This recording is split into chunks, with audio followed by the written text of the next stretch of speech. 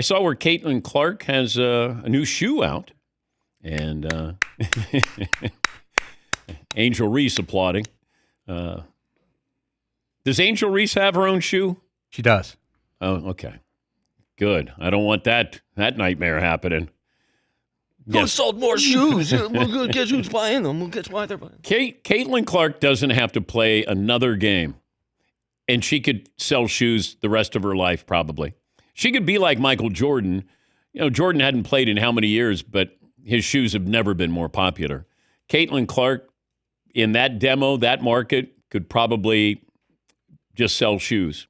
Yeah, Paulie. Yeah, the whole line comes out on October 1st. What do you guys think of the logo? It's kind of like two C's combined together. It reminds you of something, doesn't it? Marvin, what's it remind you of? Chanel lawyers will be calling Nike sooner than later. I thought maybe that she might run into a little bit of trouble there. But then Nike's not afraid of kind of bringing in controversy, but it's okay. I didn't think it was great. I was like, okay. But you got your Caitlin Clark shoe. How many WNBA players? Sabrina Ionescu has her shoe. Breanna Stewart, Angel Reese, Asia Wilson. That's it? That's it. Okay. All right. Well, pretty good. Is there a favorite shoe? Did you wait until after you were old enough that you had the money that you could go back and buy shoes? Because I couldn't afford them growing up.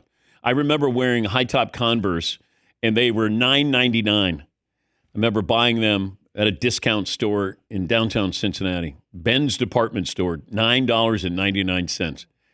But there were these Adidas Superstars. Oh, man, did I want those. Couldn't get them for a long, long, long time. And then I remember going out and buying them. And they were great shoes. I still think that's the best looking shoe. The shell toe, I think the best shoe ever made. You can wear them with jeans. You could wear them to a wedding if you wanted to. I think they're that gorgeous. And they are great looking shoes. But I remember when they came out and Pete Maravich was wearing them and UCLA basketball had them. And then Jerry West had gold stripes with his Adidas. I'm thinking, God. I'd go to NBA games. I'd stare at the shoes. I was fascinated with, they had those Converse low cut that had suede that would bleed through and your socks would be red. And I remember being on the floor in Cincinnati and Mike Reardon was a basketball player for the Bullets, the then Baltimore Bullets. And he had low cut.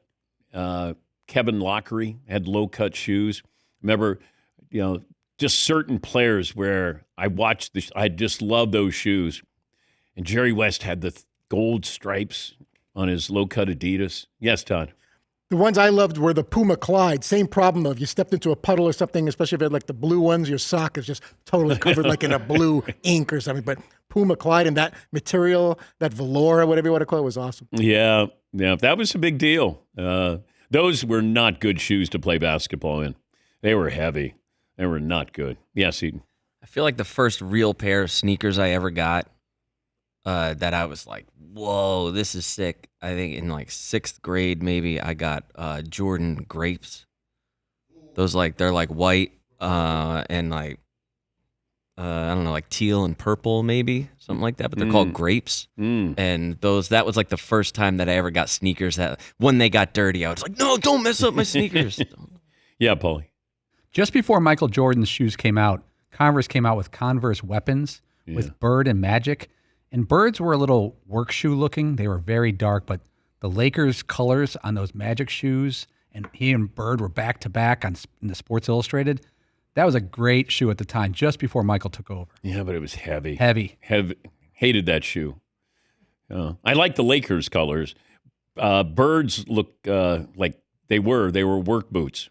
They were like Doc Martens, except for they were an NBA version of Doc Martens, except they weren't that cool looking. But yeah, when you get to a certain point, a lot of times what you buy is what you couldn't buy when you were of a certain age. Guys will buy cars because they couldn't buy that car when they were growing up. Now you have some money. A lot of guys go back and get a 65 Corvette. Yes, Marvin. Yeah, nostalgia is undefeated, and especially in the sneaker game. For somebody like me, I'm 41. Everyone in my age range, when the new Jordans come out or the retro Jordans, man, I couldn't buy those in 1996 because there's no way my mom or somebody else's mom was going to buy a $130 pair of shoes. But now everyone's got a job, everyone's got a little bit of disposable income. I'm buying 3 pairs of those if I could. You go into some of these stores and they wrap the shoe in cellophane or protection, and you're a collector and you're going in there and we've had guests on here where their backdrop is all their shoes. It's like a piece of art that you're showcasing this.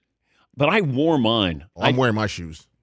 I never went, I'm going to put these away. Should have, but I never did that. I'm like, no, I'm out there playing. And then you look at them and you're like, they got roughed up. But so what? That's why I didn't buy them so I could keep them as a collector's item. Now, I should have. But I'm just saying, at the time, I'm like, no, I'm wearing these suckers, man. I'm going to elevate my game. Yeah, Paul? I was just reading about when Nike signed Bo Jackson. They wanted to do a shoe, but football shoes don't sell and baseball shoes don't sell. But Bo was playing all these different sports, and they said, how about a cross trainer, which hadn't been invented as a term really yet for shoes. Yeah. And they had these tan, white, and blue, and I had 3 different pair of these. Cross trainers is one of the best-selling shoes in Nike history, but they had to come up with something around Bo Jackson. Yeah, that was one of those that you had to have cross trainers.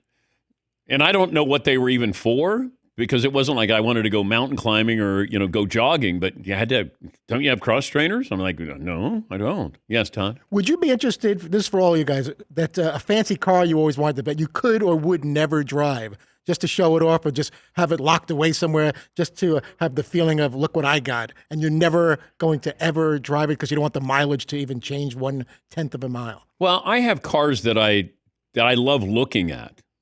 It's a piece of art. It's rolling art. But I don't have any problem driving them. I don't worry about putting miles on them. But there are people. I met a guy who had a 1968 Corvette, and he never drove it.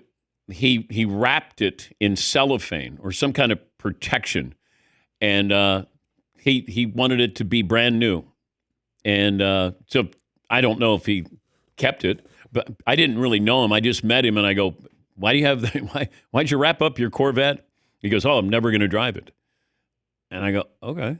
And maybe somebody paid a lot of money for a 68 Corvette that certainly had low miles on it.